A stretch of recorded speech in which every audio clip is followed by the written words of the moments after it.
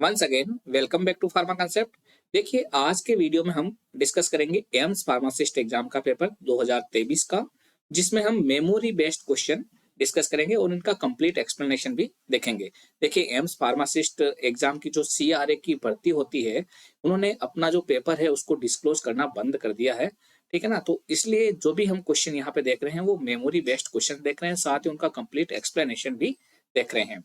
अगर आप AIIMS pharmacist exam की या फिर रेलवे फार्मासिस्ट एग्जाम की या किसी भी फार्मासिस्ट एग्जाम की तैयारी कर रहे हैं, तो आप हमारा ऐप फार्मा कंसेप्ट उसको गूगल प्ले स्टोर से डाउनलोड कर सकते हैं और वहां पे हमारी live classes, recorded classes, important e notes और टेस्ट सीरीज को ज्वाइन करके अपनी तैयारी और भी बेहतर कर सकते हैं। तो आप उसको जरूर ज्वाइन कीजिएगा।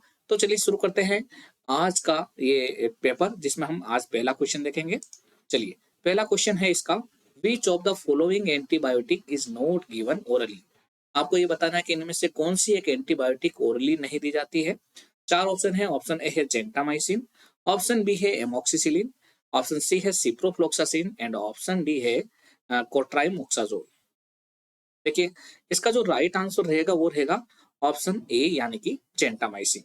देखिए, जेंटामाइसिन एक प्रकार की अमीनो ग्लाइकोसाइड एंटीबायोटिक है। ये एक प्रकार की अमीनो ग्लाइकोसाइड एंटीबायोटिक है जो जनरली इंट्रावीनसली यानी आईवी रूट से और आईएम रूट से ही दी जाती है।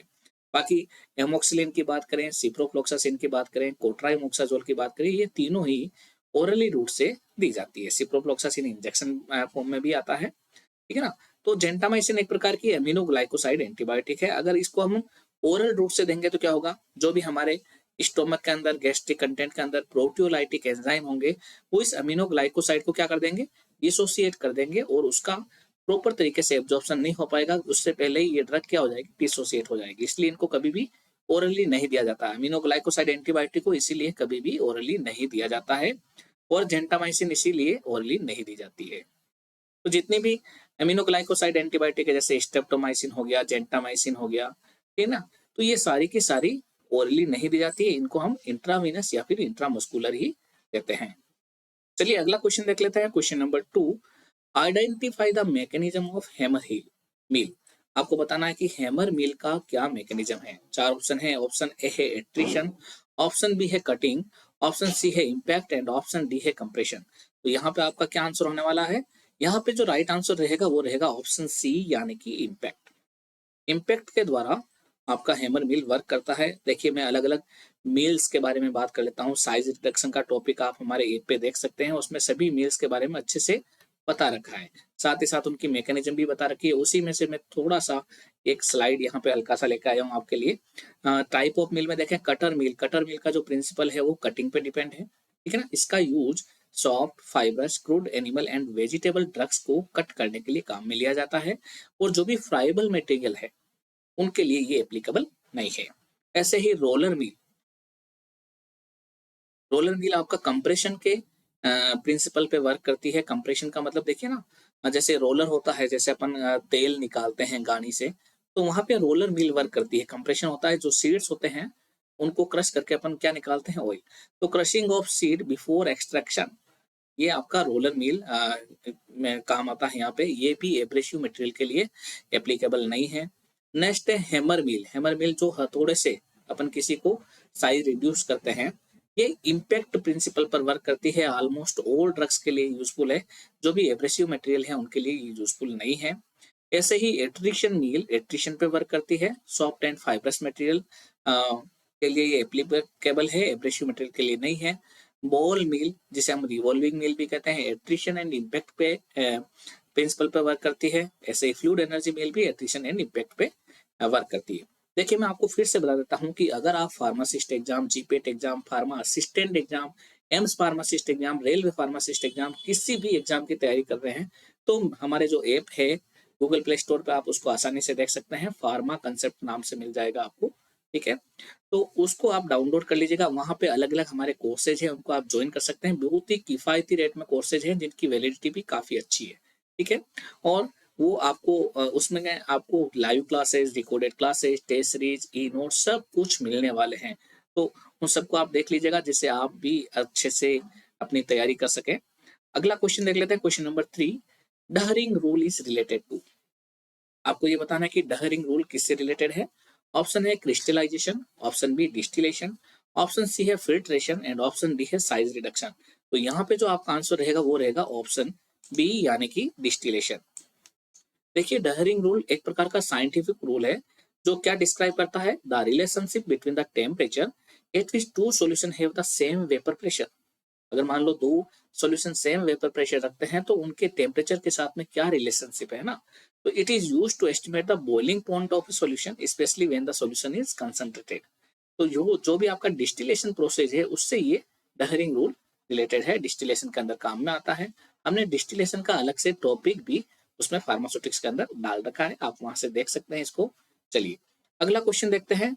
अगला क्वेश्चन जाने से पहले मैं एक बार थोड़ा सा बता देता हूँ कि ये हमारे पिछले साल के टॉपर्स थे जो एम्स फार्मासिस्ट एग्जाम में सेलेक्ट हुए थे। एम्स में ये देखिए, एम्स पटना में, एम्स भुवनेश्वर में, एम्स नागपुर के अंदर all India rank 8, all India rank 10 पर AIIMS Patna, all India rank 3, all India rank 1, 14, 16, 21, 66, ये सभी के सभी फार्मा कंसेप्टियन हैं जो पिछले एम्स फार्मासिस्ट एग्जाम में सेलेक्ट हुए थे। और आप भी इनकी जगह सीट पा सकते हैं अपना हमारे साथ में जुड़ के और हमारे साथ में अच्छे से तैयारी करके। देखिए इसका फार्मासिस्ट एग्जाम का प्रिपरेशन, रेलवे फार्मासिस्ट एग्जाम का प्रिपरेशन का बेस सब कुछ स्टार्ट हो चुके हैं, जहाँ पे लाइव क्लासेस, रिकॉर्डेड क्लासेस सब कुछ चल रही है। तो चलिए अगला क्वेश्चन देख लेते हैं, question number 4। Which of the following is an anti metabolic agent. आपको ये बताना है कि इनमें से कौन सा एक एंटी मेटाबॉलिक एजेंट है। पहला ऑप्शन है साइक्लोफॉस्फामाइड, दूसरा है क्लोरेमब्यूसिल, तीसरा है मीथोट्रेक्सेट एंड चौथा है डॉक्सोरुबिसिन। इनमें से कौन सी एक ड्रग एंटी मेटाबोलाइट एजेंट के रूप में काम आती है, एंटी मेटाबोलाइट के रूप में काम आती है। तो यहाँ पे आपका आंसर रहेगा ऑप्शन सी यानी कि मीथोट्रेक्सेट।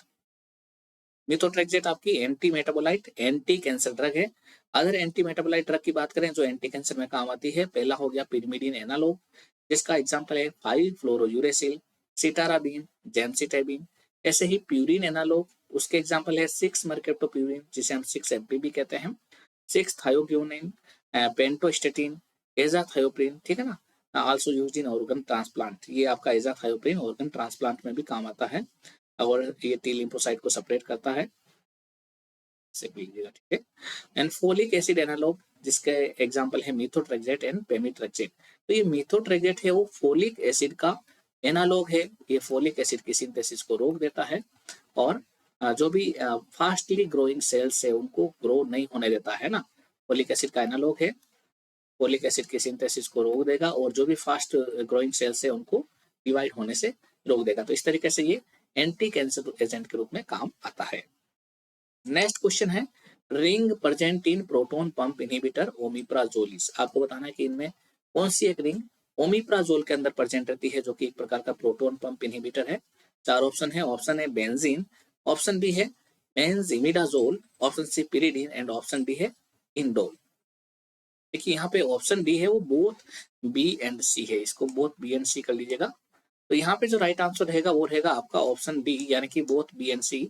देखिए ये वाली जो रिंग है ये कहलाती है आपकी बेंजीमिडाजोल रिंग। ये क्या कहलाती है, बेंजीमिडाजोल रिंग कहलाती है।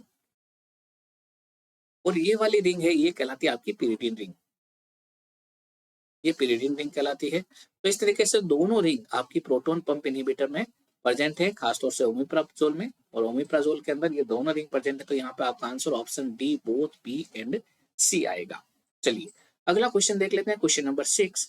Both impact and attrition is the principle of. आपको बताना है कि इनमें से कौन सा एक प्रिंसिपल, कौन सी एक मील है जो दोनों ही इम्पैक्ट और एट्रिशन दोनों पे ही वर्क करती है। ऑप्शन है fluid energy mill, option B है डिसइंटीग्रेटर, ऑप्शन सी है cutter mill and option D है हैमर मील। तो यहाँ पे आपका आंसर रहेगा ऑप्शन कौन सा रहेगा, फ्लूइड एनर्जी मील यानी ऑप्शन ए फ्लूइड एनर्जी मील। देखिए पोल मील जो कि एक रिवॉल्विंग मील होती है ये एट्रिशन एंड इम्पैक्ट पे वर्क करती है, एंड फ्लूइड एनर्जी मील भी आपकी एट्रिशन एंड इम्पैक्ट पे वर्क करती है। तो यहाँ पे दोनों ही आपका आंसर रहेंगे, नहीं बॉल मिल और फ्लूइड एनर्जी मिल दोनों ही इस तरीके से वर्क करती है। तो यहाँ पे जो आपका आंसर रहेगा, इसमें एक ही ऑप्शन दे रखा है फ्लूइड एनर्जी मिल का, तो यहाँ पे आंसर ऑप्शन ए रहेगा, ठीक है। अब जो फ्लूइड एनर्जी मिल है वो कहाँ कहाँ वर्क करती है, जो भी आपके हीट सेंसिटिव मटेरियल है जैसे एंटीबायोटिक हो गई, विटामिन हो गए, या फिर कोई मॉडरेटली हार्ड या फ्राइबल मटेरियल है उनके लिए वर्क करती है। या आपके स्टिकी या फिर कोई ऐसे मटेरियल जो कि सॉफ्ट मटेरियल है, स्टिकी एंड सॉफ्ट मटेरियल है, उन पे वर्क नहीं करती है। बॉल मिल आपका for grinding of abrasive material, अगर मान लो एब्रेसिव मटेरियल को आपको ग्राइंड करना है तो उस पर बॉल मिल वर्क करती है। बॉल मिल भी आपकी स्टिकी और सॉफ्ट मटेरियल पर वर्क नहीं करती है। ये दोनों ही मील आपकी एट्रिशन एंड इम्पैक्ट पर डिपेंड करती है। देखिए मील से रिलेटेड क्वेश्चन 2 बार आ चुका है, दो बार आया है 2023 के अंदर साइज रिडक्शन से। तो इस तरीके से क्वेश्चन पुटअप होते हैं, ठीक है ना, जनरल क्वेश्चन पुटअप होते हैं, ज्यादा टफ क्वेश्चन नहीं है और पेपर भी मीडियम ही रहता है इसका एम्स फार्मासिस्ट एग्जाम का। अगर आपने बेसिकली सारे कंसेप्ट क्लियर कर लिए हैं, फार्मा कंसेप्ट के साथ में अगर जुड़ के आपने बेसिकली सारे कंसेप्ट क्लियर कर लिए हैं, तो आप आसानी से इस एग्जाम को क्रैक कर सकते हैं। जैसा कि आपने देखा था टॉप 10 के अंदर पिछली साल फार्मा कंसेप्ट के 4 स्टूडेंट थे जिन्होंने टेस्ट सीरीज के माध्यम से ही ये वाला जो प्लेटफॉर्म है उसमें इतनी अच्छी रैंक हासिल की थी। और अभी तो हमने टेस्ट सीरीज के अलावा लाइव और रिकॉर्डेड क्लासेस भी अपलोड कर दी है, तो आप उनको भी अच्छे से देखिएगा जिससे कि आप भी बेहतर रैंक पा सके। चलिए अगला क्वेश्चन देखते हैं, question number 7। Simple syrup IP contain sucrose. आपको ये बताना है कि जो सिंपल सिरप है आईपी की, उसमें सुक्रोज कितना परसेंट होता है। ऑप्शन है 66.7% weight by volume, option B है 85% weight by volume, option C है 70% weight by volume and option D है 66.7% वेट बाय वेट। तो आपको बताना है कि सिंपल सिरप जो आईपी है, आईपी ने इंडियन फार्माकोपिया के अकॉर्डिंग जो सिंपल सिरप है उसमें सुक्रोज का परसेंटेज कितना होता है। तो यहाँ पे आपका आंसर रहेगा ऑप्शन डी, क्या रहेगा 66.7% वेट बाय वेट। देखिए सिंपल सिरप की बात करें एज पर इंडियन फार्माकोपिया, तो इसके अंदर सुक्रोज 66.7% वेट बाय वेट रहता है। ये देखिए वेट बाय वेट में कंसंट्रेशन है, आप ऐसे कभी भी कंफ्यूज मत होइएगा, ठीक है। और अगर हम यूएसपी की बात करें तो उसमें 85% वेट बाय वॉल्यूम दे रखा है, ये एज पर यूएसपी है। अगर इसको हम वेट बाय वेट में करें तो ये हो जाएगा 64.74% वेट बाय वेट, ठीक है ना। तो यहाँ पे आपका आंसर क्या रहेगा, ऑप्शन डी, क्या रहेगा ऑप्शन डी। चलिए नेक्स्ट देखते हैं अगला question, question number 8। Question number 8 है grey baby syndrome is caused by. आपको बताना है कि ग्रे बेबी सिंड्रोम किसके कारण होता है। 4 ऑप्शन आपके सामने। ऑप्शन ए है जेंटामाइसिन, ऑप्शन बी है डॉक्सोरुबिसिन, ऑप्शन सी है क्लोरेमफेनिकोल एंड ऑप्शन डी है एमिकेसिन। तो यहाँ पे क्या आंसर राइट होगा, यहाँ पे राइट आंसर होगा आपका ऑप्शन सी यानी कि क्लोरेमफेनिकोल। देखिए यहाँ पे मैं सारे जितने भी सिंड्रोम होते हैं उनके बारे में डिस्कस कर लेता हूँ कि कौन से सिंड्रोम से कौन सा ड्रग से कौन सा सिंड्रोम होता है। ग्रे बेबी सिंड्रोम होता है आपका क्लोरेमफेनिकोल के कारण। रेडमैन सिंड्रोम होता है वैंकोमाइसिन के कारण, कई बार पूछा गया है। फैनकोनी सिंड्रोम होता है आउटडेटेड टेट्रासाइक्लिन के कारण। फ्लोपी आयरिस सिंड्रोम होता है टेम्सोलोसिन के कारण, जो एक अल्फा 1 ब्लॉकर ड्रग है। ऐसे ही रेस सिंड्रोम होता है आपका एस्पिरिन, अगर हम चिल्ड्रन को एस्पिरिन दे फीवर के समय तो वहां पे रेस सिंड्रोम होने के चांसेस रहते हैं। एंड ब्लू बेबी सिंड्रोम होता है नाइट्रेट्स इन वाटर, जब नाइट्रेट्स हैं वाटर के अंदर तब होता है ब्लू बेबी सिंड्रोम। इसका कारण होता है मिथेमोग्लोबिनीमिया। तो यहाँ पे आपका आंसर आएगा क्लोरेमफेनिकोल, जिसकी वजह से क्या होता है ग्रे बेबी सिंड्रोम। देखिए इन सिंड्रोम से रिलेटेड क्वेश्चंस काफी बार एग्जाम में पुटअप होते हैं, तो ये जितने कितने भी सिंड्रोम से और जिनके उनके लिए जो ड्रग रेस्पॉन्सिबल है उनको आप अच्छे से देख लीजिएगा। चलिए इसके अलावा एक और सिंड्रोम बोलता हूं मैं, आप उसका आंसर बताना कमेंट बॉक्स में लिख के। मिल्क एल्कली सिंड्रोम किसकी वजह से होता है, इसका आंसर आप कमेंट बॉक्स में लिख के जरूर देना। चलिए मैं आपके कमेंट का इंतजार करूंगा। अगला क्वेश्चन है question number 9। Antidote for organophosphate poisoning is. आपको बताना है कि इसमें से ऑर्गेनोफॉस्फेट पॉइजनिंग के लिए कौन सा एक एंटीडोट है। ऑप्शन है फ्लूमाजेनिल, ऑप्शन बी है पायरिडॉक्सिन, ऑप्शन सी है एट्रोपिन एंड ऑप्शन डी है सोडियम नाइट्राइट, ठीक है ना। तो यहाँ पे क्या आंसर रहेगा, यहाँ पे आंसर रहेगा आपका ऑप्शन सी यानी कि एट्रोपिन। देखिए अगर हम बात करें इनके एंटीडोट्स के बारे में, देखिए ये फ्लूमाजेनिल ना बेंजोडाइजिपिन का एंटीडोट है। बेंजोडाइजिपिन ड्रग्स होती है ना, उनका एंटीडोट है फ्लूमाजेनिल। पायरिडॉक्सिन यानी कि विटामिन बी6 कब दिया जाता है, जब एक्यूट इंटॉक्सिकेशन हो आइसोनियाजिड का, अगर आइसोनियाजिड ड्रग है उसका एक्यूट इंटॉक्सिकेशन हो तब विटामिन बी6 यानी पायरिडॉक्सिन दिया जाता है। ऑर्गेनोफॉस्फेट पॉइजनिंग में एट्रोपिन दिया जाता है और साइनाइड पॉइजनिंग में सोडियम नाइट्राइट और सोडियम थायोसल्फेट दिया जाता है।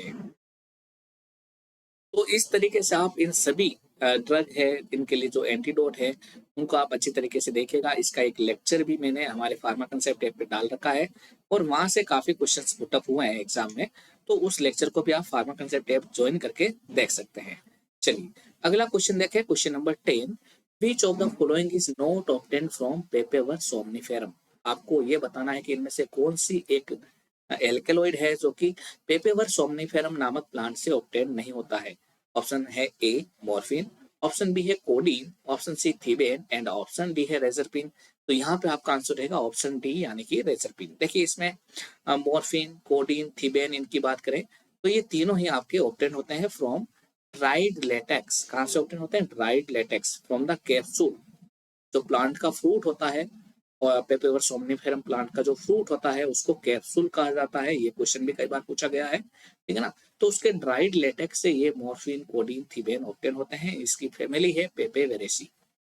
रेजरपिन की बात करूं तो ये ऑब्टेन होता है roots of rauwolfia serpentina. Rauwolfia serpentina plant की रूट से ऑब्टेन होता है, जिसको हम छोटा चांद भी कहते हैं, ठीक है ना। छोटा चांद, ये क्वेश्चन भी पूछा गया है कई बार। और ये एपोसाइनेसी फैमिली से रिलेटेड है। अगर मैं बात करूं हेरोइन की, जो इसी का मॉर्फिन का डेरिवेटिव है, उसे हम बोलते हैं diacetylmorphine. Heroin is diacetylmorphine. And एक होता है meconic acid. Meconic acid is always present along with opium alkaloids. ये क्वेश्चन भी कई बार पूछा गया कि ओपियम एल्कोलॉइड के साथ में कौन सा एसिड प्रेजेंट रहता है, तो मेकोनिक एसिड प्रेजेंट रहता है। देखिए हमने हमारे ऐप पर वीकली टेस्ट भी, वीकली फ्री टेस्ट भी लॉन्च कर रखे हैं। आप ऐप को ज्वाइन कीजिएगा और वहां पे वीकली जो हमारे टेस्ट होते हैं उसको आप दीजिएगा, जिससे आपकी प्रैक्टिस हो जाए। साथ ही साथ आपको पता चल सके कि हम कहाँ स्टैंड कर रहे हैं, ठीक है ना, क्योंकि काफी स्टूडेंट्स उस टेस्ट को देते हैं। और अगर आप तैयारी करना चाहते हैं तो हमारे ऐप पे आके आप हमारी जो भी बैचेज है उनको ज्वाइन कर सकते हैं, जिससे कि आप भी इसी तरीके से कोई अच्छी रैंक हासिल करके एग्जाम में सिलेक्ट हो सकें। जैसे कि पिछली एम्स फार्मासिस्ट एग्जाम 2023 भर्ती थी, उसके अंदर टॉप 10 में ऑल इंडिया रैंक 1 पर, पटना का जो अलग ही एग्जाम हुआ था उसमें 1 पर आए थे हमारे रंजीत देशमुख। ये फार्मा कंसेप्ट ऐप पर टेस्ट सीरीज ज्वाइन करके थी। ये सारे टेस्ट सीरीज के स्टूडेंट हैं, क्योंकि उस समय हमारी टेस्ट सीरीज ही चलती थी। उसके बाद में हमने लाइव क्लासेज, रिकॉर्डेड क्लासेज ये भी डाल दी है। ऑल इंडिया रैंक 3 पर, 8 पर, 10 पर, 14, 16, 21, 66, इस सभी रैंक पर हमारे फार्मा कंसेप्ट के स्टूडेंट्स आए हुए हैं। तो आप भी फार्मा कंसेप्ट के साथ में जुड़ के अपनी अच्छे से तैयारी कीजिएगा, जिससे कि आप भी इनके साथ में एक अच्छी जॉब पा सके। तो चलिए आज की क्लास यहीं कंप्लीट करते हैं, मिलते हैं नेक्स्ट क्लास में। वहां पे आगे वाले जो क्वेश्चंस हैं उनको अपन डिस्कस करेंगे। इसलिए आप इस यूट्यूब चैनल को भी जरूर सब्सक्राइब कर लीजिएगा, जिससे कि आप आगे जो भी फार्मासिस्ट एग्जाम वगैरह इनकी वैकेंसीज आ रही है उनके बारे में अपडेट, साथ ही साथ इनसे रिलेटेड क्वेश्चन, इनसे रिलेटेड जो भी स्टडी मटेरियल है वो पा सके और अपनी तैयारी और भी बेहतर कर सकते हैं। चलिए नेक्स्ट मिलते हैं अगले क्लास में। Thank you and bye.